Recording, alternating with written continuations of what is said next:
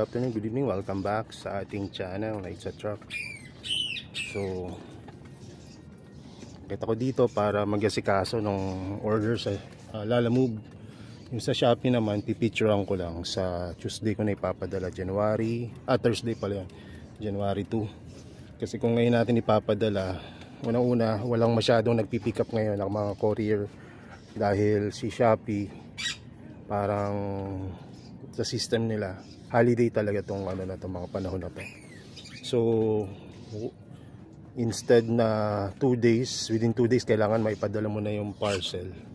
Ngayon pinaabot nila parang 1 linggo yung palugit nila dahil nga may mga paparating na holiday. Kaya yung mga umorder po sa Shopee, mas mabuti po talaga na ipadala natin to after ng holiday para hindi rin ma-stuck sa biyahe. At dun pala sa mga malalayo na umu-order, ang suggestion ko i-Beirut natin or yung hindi nakapaso. Pwede ko naman ipadala sa inyo yung paso na may medium. No, pero kung around Manila lang or Visayas, pwede nating patted. Pag malalayo tulad ng Mindanao, lalo na kung ping yung order nyo, mas maganda kung Beirut. Kasi yung isang pinadala ko, buhay naman nakarating. Kaya lang hindi ako masaya sa nangyari. Kaya kapag umorder na lang uli yung kaibigan natin na yun na umorder sa Shopee, ay sakaling mamatay yung plant niya, palitan na lang natin. So ang in-order niya kasi ay Cyclosecta. Syempre yung Cyclosecta hindi rin naman ganun talaga kadali na buhayin kumpara sa Agnatha and mga iba pang mga ping. Kasi ang Cyclosecta, sa tingin ko lang hindi siya ganun kabilis magparami ng mga dahon. Kumpara nyo, tingnan nyo to. Ito yung Cyclosecta. Ito naman yung iba. Seto. Ito yung Seto. Ito naman yung Potosiensis, Agnatha ex Potosiensis. Ito naman yung Agnatha. At ayun yung di ba? Mas sila, yung dahon nila parang mas matibay. Tsaka mas marami yung dahon. No? So kaya medyo mahirap talaga mag-ship ng Cyclosecta. Actually, umorder din ako neto dati sa ibang bansa naman. Dumating sa akin. Wala na. Maliit na lang yung natira. So hindi ko rin nabuhay yun. Parang eto, ewan ko saan galing itong Cyclosecta na. I think local rin to, collector galing. Anyway, so mabalik tayo doon sa paghahalaman, no? So naisip ko anong pwede nating i-content kaya. Wala namang masyadong nagtanong. Pero may nag-comment sa ating YouTube, no?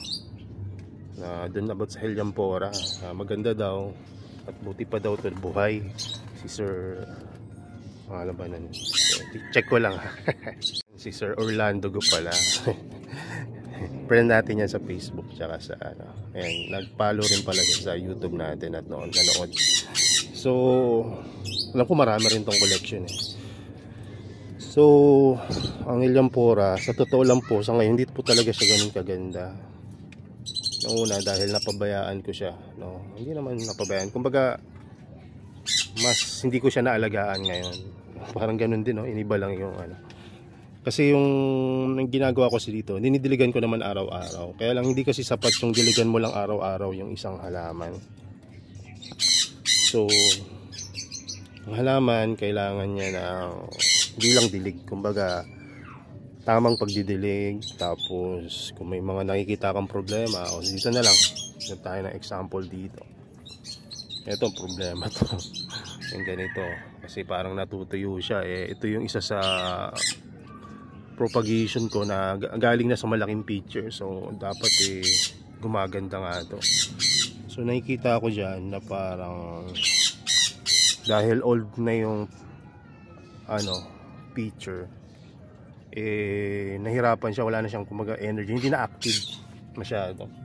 Pangalawa, parang nailagay ko to dati dun sa dulo, so madaling natuyo kahit ito new growth na yata niya to. So ayan, tapos na-propagate ko sa nang hindi sa oras, kumbaga Na-excite kasi kung ihiwalay agad. Parang ganito siya, oh. Galing dito talaga yun eh. Tapos yung nakita ko may sumibol na sa gilid. Sabi ko, hiwalay ko na to. Kasi parang may maliit na ugat. Eh yung maliit, kumbaga pa nag-uumpisa pa lang sila, talagang crucial yun na wag mo na sanang inilipat agad. Kasi nga very fresh pa yung new growth. Tapos kumbaga doon pa nga lang bumubelo eh. So i-stressin mo agad. So maganda na medyo established na rin, no, upon propagation. At kung hindi naman ganun ka-establish, kasi nangyari naman talaga yun, di ba? Minsan nga isang picture lang nabubuhay na. So ang mali na ginawa ko, nilagay ko siya sa masyadong maaraw na lugar. Tapos considering na maliit yung paso nito, bakit ko siya doon nilagay? Di ba? So sa pagmamadali at kawalan ng focus sa pag-aalaga, ayun ang dahilan nun. Kaya aminado naman po ako doon. Kaya ang pag-alaga ng halaman, hindi lang basta diligan mo. Bibisitahin mo siya, titignan mo anong problema. Pag nakita mo yung problema, wag mong kumbaga kalimutan na bigyan ng solusyon yung mga problema nila.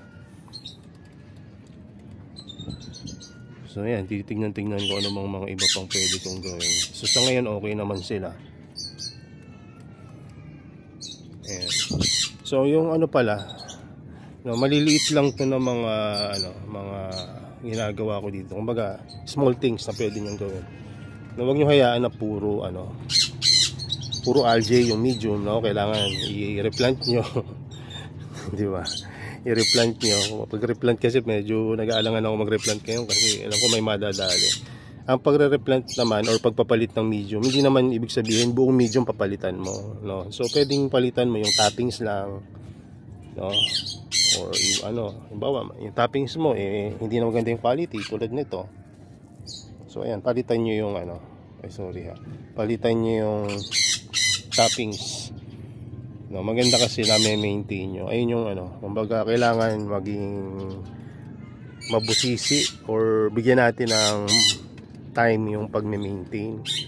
Kasi pag binabayaan natin, tayo rin yung mahirapan. Like for example, etong pingikulan na to, lagi kong tinatanggalan ng mga ganito, mga damo na hindi naman kapakipakinabang sa kanila. So tinatanggalan ko yan palagi. So ang naging result, no, madaling tumubo yung halaman, tsaka hindi siya na-outgrown, di ba? So ayan, lalo na tong pansit-pansita na to, although beneficial to hindi sa halaman, so hindi sa carnivorous plant, hindi siya beneficial sa carnivorous plant, pero beneficial yan sa'yo. Kasi anti-arthritis yan, and UTI, balisaw-saw. Pero damo pa rin yan so tatanggalin nyo yan, bahayaan nyo siyang tumubo sa mga ibang paligid. Pero sa tanim nyo, huwag nyo hayaan na may damo. Kung anong tinanim nyo, ayun dapat ang tumubo, no? Kung gusto nyo paramihin, no, at pagandahin yung halaman. May mga iba sinasadya nilang patubuin yan kasi para daw magmukhang natural yung itsura. Pwede naman, pero minsan kasi na-outgrown kaya hindi maganda. So pag hinayaan mong ma-outgrown yung halaman mo, ganito yung nangyayari. Kala mo ito ay tree ng pansit-pansitan, pero mga nipentes to. Ayan, may mga nipentes dyan. So ngayon, pag tinanggal ko to, hirap na akong tanggalin siya dahil na-outgrow na. Tingnan mo, lalo na yung mga ganyan. So nagmamalaki ko pa, no, na puro damo yung tanim ko. Hindi naman po, talagang aminado po ako na wala na ako ng time sa pag-aalaga ng halaman. Ngayon lang ulit ako nagbalik loob. Ano kagandahan, may mga natira pa sa mga propagation natin. Itong mga damo na to, kapag tinanggal ko, ilalagay ko sa plastic, tapos ilalagay ko sa rep. Pag may nangailangan ng pansit-pansita, may maibibigay ako. Marami kasi pong nanghihingi sa akin So bukod pa doon sa pagtatanggal ng damo, tulad kanina bago ako nag-video, nagtanggal ako ng mga ganito. Ayan, yung mga dried na mga organic material, na mga dahon-dahon, kung anong meron kayo dyan sa paligid nyo na pwedeng makahinder sa halaman nyo na makareceive ng enough sunlight, tanggalin nyo. At bukod doon, itong mga basura na to, dyan din nabubuhay kasi yung mga ibang insekto. Ginagawa nilang shelter yan. So kapag wala na makain yung mga insekto na yun, kakainin yung fresh na halaman, yung halaman nyo na. So tatanggalin nyo yun. Tapos isa pang pwede nyong gawin sa pag-maintain ng halaman, kung masyadong shaded yung lugar at acclimated na yung halaman, babawasan niya. Kaya ayun yung mga gagawin ko habang wala pa akong racket ngayon. Pero busy na naman tayo sa mga susunod kasi possible na mag-work ako sa malayo-layo. Hindi naman sa ibang bansa, dito lang sa Pilipinas. Ang daming hinog ng grapes. Hirap na hirap akong pahinugin to ngayon, puro hinog sila.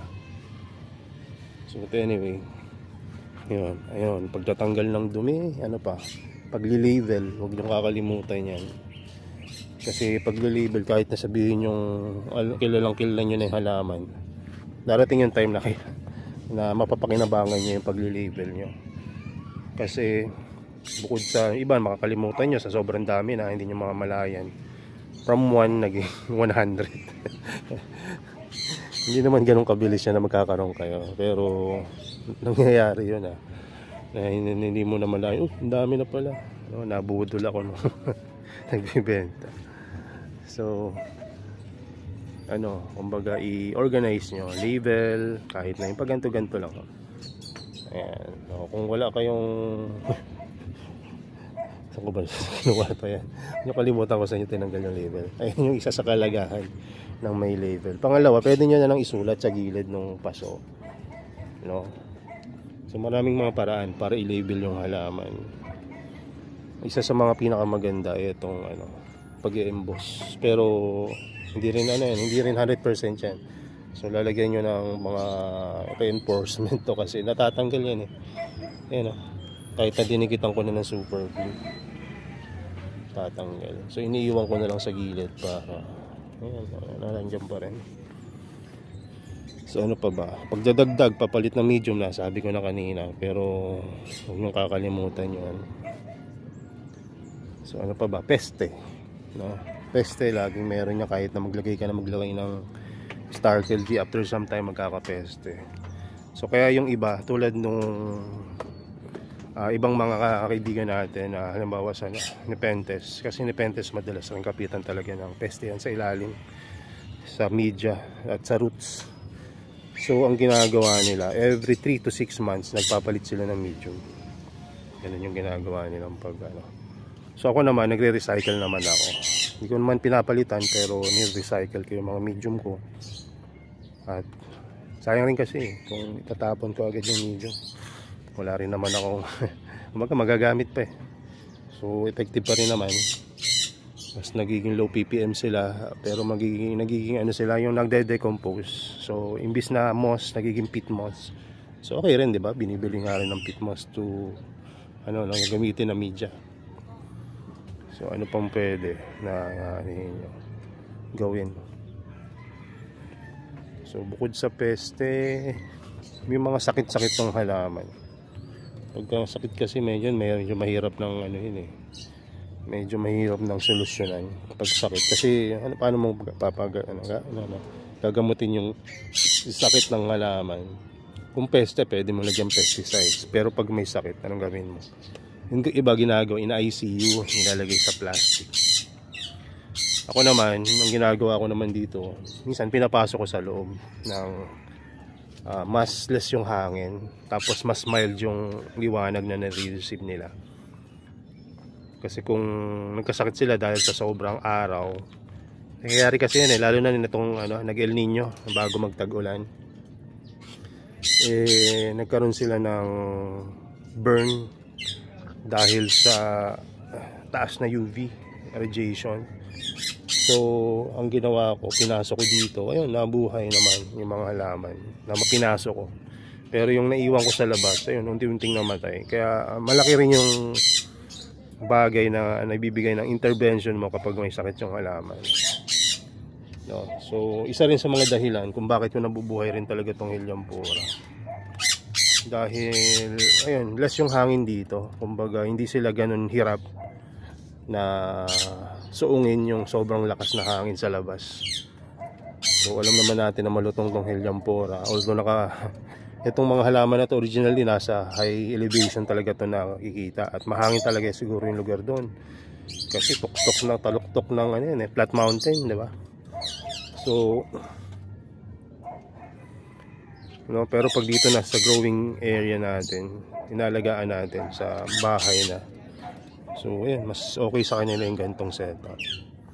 No, actually nainggit nga ako minsan dun sa mga naka-indoor.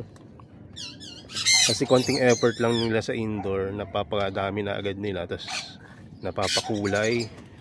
Sabi ko dito sa outdoor, hirap ako niyan. Siguro yung 3 buwan nilang indoor, katumbas na yun ng 1 hanggang 2 taon na hirap ko dito sa outdoor. So bakit ba ako hindi nag-grow light? Kasi gusto ko po kasi yung medyo, kung kaya naman na natural, natural, no? Kasi siyempre may nabili rin sa atin, pag receive medyo matibay-tibay ng kaunti, diba?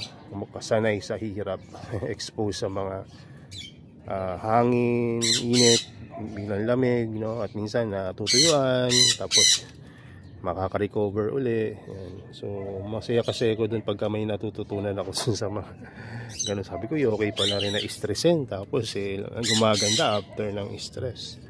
So yun, no? Kaya ako nag-outdoor. Pero ngayon iniisip ko rin, sabi ko kasi ano yung pwede kong gawin para ma-excite ulit ako sa pag-aalaga. Try ko kaya mag-indoor naman, baka may iba sa pag-i-indoor. So ayan, pinag-iisipan ko pa rin. So ayun, no? So yung pagmamanage ng inyong halaman, mahalaga rin yan. So alagaan nyo, tapos kapag gumaganda na sila, unti-unti paramihin nyo. Kasi hindi naman dahil magbebenta kayo, yung iba hindi talaga nagbebenta, pero napakasipag magparami. Isa na rin yung kaibigan natin na sabi niya, tamad kasi ako mag-pack ng order, no? Kaya hindi ako nagbebenta. Pero nagpaparami siya, ang dami niya ng halaman yan, baka mas marami pa sa halaman ko. So maganda kasi yung magparami ng halaman. Maganda, di ba? Pagka magkakatabi sila na ganyan, maganda tingnan. Bukod doon, kapag namatay yung isang halaman mo, meron ka pang backup. May backup ka, hindi siya mauubos agad, diba? So may ka extra. Ayan. Tsaka masaya rin naman makita na marami sila eh. So ano pa ma-i-share ko sa inyo? Ayun, lang, kumbaga enjoy nyo lang yung pag-aalaga. Huwag nyong toxicin yung sarili nyo. Nakaka-toxic sa atin yung sa umpisa lang, yung sa umpisa, dahil nasanay ka sa regular na halaman, magka-carnivorous plant ka, mas maraming dapat tandaan na kabaliktaran dun sa mga dati nating alam sa mga halaman na inaalagaan natin. Diba, sa halaman gusto mong mataba yung lupa na ibibigay mo, pero dito sa carnivorous plant kailangan nutrient deficit media or soil yung gagamitin mo. So matcha-challenge ka ngayon, paano bibigyan ng walang bitamina na media? O ayun, ito na available, Sphagnum moss and Fairlife. At marami pang iba actually, pero pinaka-safe ito pag nag-uumpisa ka, Sphagnum moss and Fairlife. So ayun, no? Ang isa pa na medyo toxic rin sa pag-aalaga ng carnivorous plant yung community natin. Tayo rin minsan yung nagpapatoxic, kahit ako minsan napasama rin ako sa ganyan. Pero naisip ko rin, no, pagiging toxic sa community, minsan dahil na rin sa natin yun, yung parang passion natin na nag-aalaga, na gusto natin, ito yung dito ako naging successful sa pag-aalaga ng ganito, ito dapat siya, no? Pero isipin natin, sa iba't ibang grower, iba-iba yung nagiging technique na nagiging successful sila. Pero nyo dito nga sa ping, diba? Sino bang mag-aakala na makapagparami ka ng ping sa pure Sphagnum moss na toppings? Pag ni-research nyo to, ang mga media na ginagamit nila, minsan buhangin, minsan kanuma, akadama, yung mga mabilis mag-dry, at hindi yung mga moist na media. So tayo, naging effective sa atin to dahil nga mas mas mainit sa lugar natin, mas mahangin. So naging effective tong way na ganitong pag-aalaga. Ibig sabihin, kung naging effective sa akin to, hindi magiging effective to sa iba kung may iba silang setup. So kailangan maging open din tayo sa mga bagong mga technique na ginagamit ng iba. No, pwede nyo subukan, pero wag nyo expect na magiging successful kayo kung successful yung iba dun sa pamamaraan nila. Alam nyo ba dati, no, merong gumawa, nilagay niya lang sa planggana yung mga halaman niya. No, nagawa siya ng bag, tapos nilagay niya sa planggana. Ewan ko kung may butas yung planggana, hindi ko na naitanong. Pero nilagay niya lang sa ibabaw ng mainit na yero sa bubungan nila. Maniwala kayo sa hindi, ayun yung pinakamagandang B52 na nakita ko. Dahil bukod sa makulay, malaki. At malaki talaga, no? Kumbaga, mas malaki kaysa dun sa mga yung nakikita ko. So, kasi naibigay niya yung low mineral water, low mineral, medium, low mineral water, and as much sunlight as he can give. Kasi nga, nilagay niya sa bubungan. Mabiruin niyo yun. Kung sa iba yun, nagagawin, maaaring hindi maging successful. Bakit kanyo? Unang-una, malamang sa lugar niya kasi, Batangas yun eh.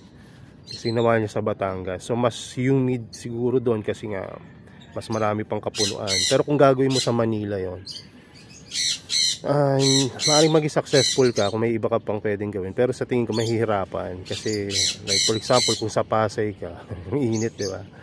Tapos, ang daming mga buga ng mga tambutso ng sasakyan, diba? Yung tipong pagka-uwi mo sa bahay, pagka naglinis ka ng ilong mo, parang tambutso ng sasakyan nililinisan mo dahil sa itim ng mga, yung hangin ba polluted na.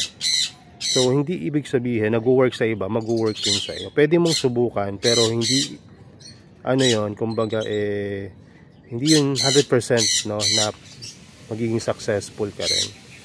So kumbaga, didiskartehan mo, no?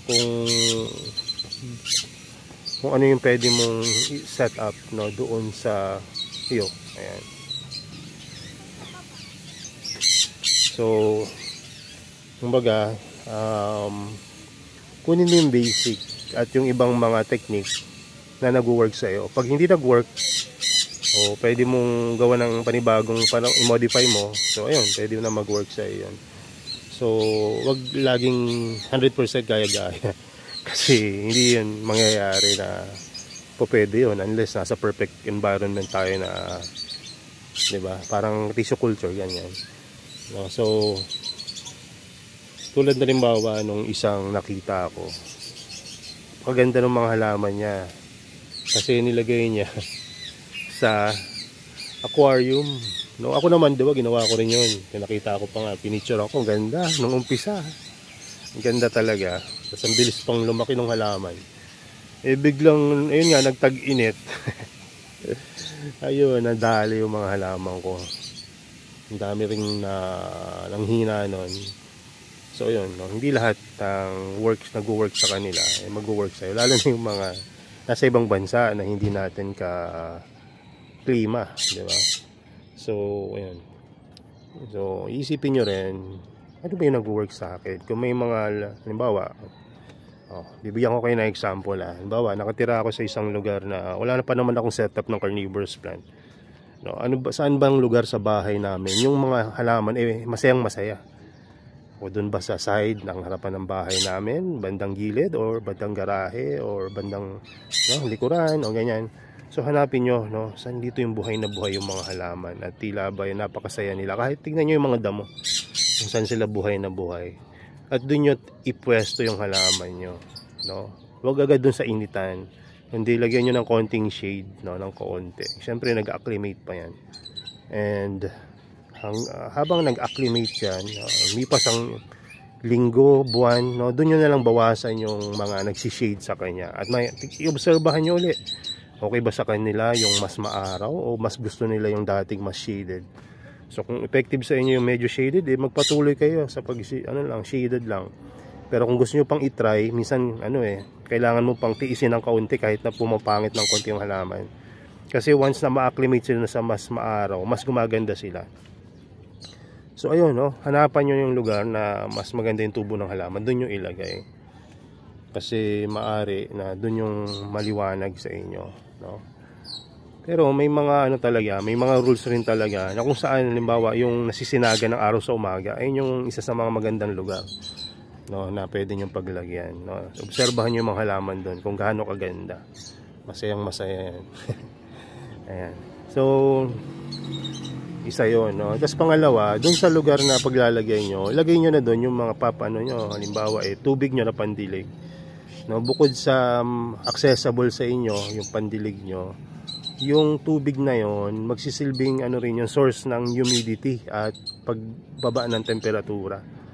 Parang cooler ba? Kasi no, ako ang ginagawa ko dati yan, pagka mainit na mainit, pinapaligiran ko ng container yung mga halaman ko. Kasi nga ayun, no, nakapagpapababa ng temperature. Yung mga halaman natin, di ba? Hindi yan karamihan sa kanila, hindi yan taga Pilipinas. So mas magusto nila yung mas malamig. Kaya silang gandang-ganda nga ngayon kapag bare months.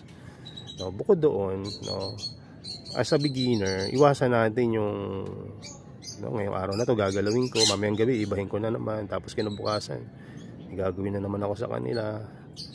Kaya lalagyan mo agad ng mga disenyo tulad halimbawa, di ba, pag nag-aquarium ka, gusto mo may castle, underwater castle, may scuba diver na sa chest. So may mga sand, no, tapos may mga ganyan. So sa carnivorous plant, maganda rin na mag landscaping ka or terrarium or bug setup. Pero sa umpisa, mas maganda kung bubuhayin mo muna yung halaman. Hanapin mo yung paraan na mabubuhayin mo siya na less yung pag-intervene mo o yung pag ano ba sa kanila, yung pagpangungulit. Halimbawa, kararating lang ng plant sa'yo. Kararating lang ng plant. So, ang gagawin ko dito, lagay ko sa ganitong medium, no? Yung medium na yun, hindi pala nahugasan pa. Tapos, mamamatay na. So, ang gagawin mo ngayon, babalik mo naman dun sa pinagtaniman mo uli. Kaya lang yung pinagtaniman mo uli, natuyo na yung moisture nun. Titiligan mo ngayon. Hindi masyado ma-absorb. Unti-unti nang mamamatay yung plants. So, ayun, no. So, kailangan mo gawin magtanong ka dun sa binilan mo, no. Pinaka the best yun. Tapos kung anong sabihin niya, sundin mo muna, no. Total siya nag-aalaga nun, mas alam niya kung paano ka bibigyan ng mas mainam na advice, no. So, ayun, no. Make it simple and maghingi ka ng advice sa kanya dun sa binilan mo. So kung di man nagre-reply yung binilan mo, ayan, mag-message ka dito sa YouTube channel at pagtutulong-tulungan natin, no? So ayun, no. So sa tingin ko mahalaga yon yung hindi mo pagkalikot masyado. Tulad halimbawa na itong plants na to. Kasi bakit nyo ba kinakalikot masyado? Isa sa mga dahilan nag-aalala kayo. Pangalawa, excited. So ganun din ako pagka may bago. At hindi ko rin mapigilan yung sarili ko na galaw-galawin yung halaman.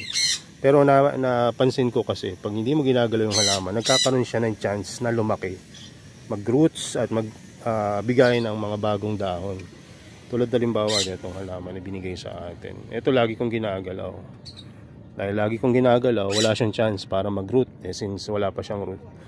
Nung pinabayaan ko siya dito sa lugar na to, ayun, mas nakapag-produce niya siya ng mga bagong dahon. Hindi perfect, pero nabuhay siya.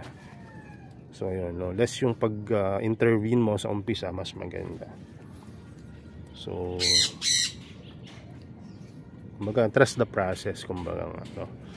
So, tsaka hindi naman sa umpisa agad makakabuhay ka. Actually, nung nag-umpisa kami, kung napanood nyo na ibang video namin dati, kaya kami natutong mag-alaga kasi nakaranas kami ng puro failure sa umpisa. Biruin nyo, binili nyo ng mahal yung halaman. Biruin nyo, isang Venus flytrap dati, wala pa akong maganda-ganda rin pinagkakakitaan rin, no? Biruin nyo, binili ko ng 3.5 yung Scarlatin na BFT. B50 to ng dati, 1.5 to 2.5. TCXL, ganun din. Tapos, dahil nga excited ako, yun,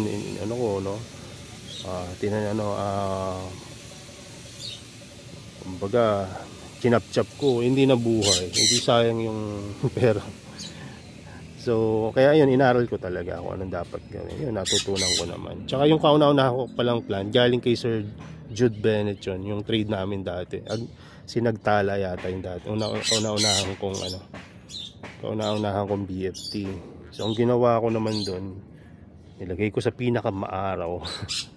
Tapos, nag-busy ako, napabayaan ko. Diniligan naman ng parents ko gamit yung gripo. Yun na siyempre pagka gripo, diba? Tapos nasa maliit na paso lang yun eh. Parang ganito oh. Ganito kaliit na paso. So madaling natuyo. So yun, namatay. So maganda rin no, kapag nag-alaga kayo ng plants, standard nyo na yung ganito kalaki no, kapag nag-alaga kayo. 3x3. Ito mas malaki ng konti sa 3x3, pero ganyan, no? Ganyan yung mga sizes na magagandang pag-umpisahan na taniman. Kasi 3x3 medyo matagal-tagal matuyo, hindi ganun kaliit, hindi ganun kalaki, no? Pero by the book, ang dapat talaga 4x11, 4 yung lapad, 11 yung depth o yung taas ng paso. Kailan kasi practical ba, hirap mga maghanap ng ganung paso, tapos ang mahal pa. So kaya ang pinaka 3x3, no, kumbaga hindi naman hindi standard din, kumbaga lang, ideal sa pag-uumpisa. Buhay naman yung halaman eh, diba? So yun yung mahalaga. So sa tingin ko, marami-rami na itong nadaldal natin ngayon at naghihintay na rin yung papadala natin ng Lalamove. Ang order niya ngayon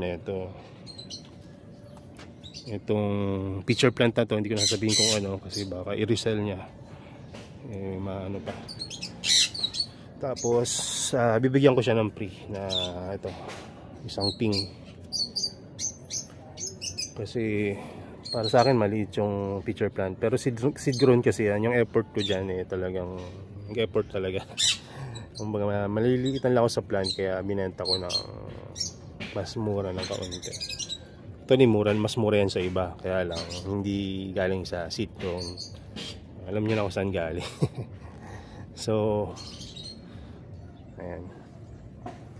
So salamat pala sa support po, at sana maging mas maganda yung mga halaman natin, no?